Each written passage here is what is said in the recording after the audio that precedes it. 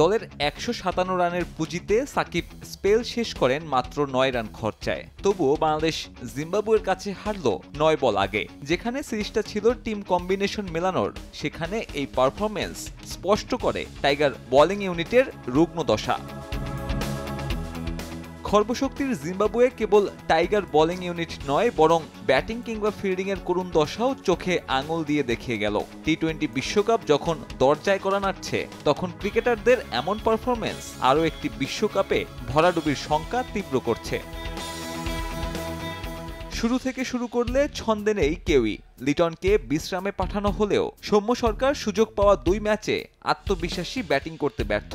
Injury কাটিয়ে ফেরা এই ক্রিকেটার চতুর্থ টি-20তে ছিলেন বেশ নড়বড়ে। শেষ ম্যাচে জীবন না পেয়ে সৌম্য ফেরেন সৌম্যর মতো করে। এদিকে তানজিদ রান পেলেও প্রশ্ন আছে এই ওপেনারের ধারাবাহিকতা নিয়ে। শীর্ষের অনুভূতি থেকে মুক্তি দেয় মাত্র 30 সেকেন্ডে। Pepsodent sensitive expert. 3 খেলা অধিনায়ক শান্ত সম্ভবত এবারের বিশ্বকাপে স্কোয়াডের সবচেয়ে বড় দুশ্চিন্তার কারণ। আন্তর্জাতিক টি-20তে এখনও নিজেকে প্রমাণ করতে ব্যর্থ এই ক্রিকেটার। তার মন্থর গতির স্ট্রাইক রেট একাদশের জায়গা নিয়েও প্রশ্ন তুলবে। একই সমস্যা সাকিব আল হাসানের। স্ট্রাইক রেট নিয়ে চিন্তা নেই, তবে চোখের সমস্যায় বাড়তি প্রত্যাশার সুযোগ নেই ব্যাটার সাকিবের ওপর। হৃদয়, রিয়াদ, জাকিররা ঠিকঠাক হলেও শেখ মেহেদীর অলরাউন্ড অ্যাবিলিটি প্রশ্ন তুলবে। ব্যাটিং সক্ষমতা প্রশ্নবিদ্ধ, ধারাবাহিকতা নেই বল হাতেও।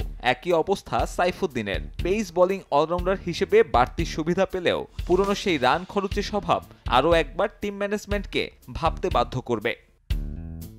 চিন্তা আছে তানজিম সাকিব কিংবা তাসকিন আহমেদকে নিয়ে। তৃতীয় টি-20তে তানজিমের খরচে স্পেল প্রশ্ন তুলেছে তার জায়গা পাওয়া নিয়ে। অন্যদিকে তাসকিনের ফিটনেসটাই বড় চিন্তার কারণ। শেষ পর্যন্ত এই ভাঙাচোরা দল নিয়েই স্কোয়াড সাজাতে বাধ্য হবে টিম ম্যানেজমেন্ট।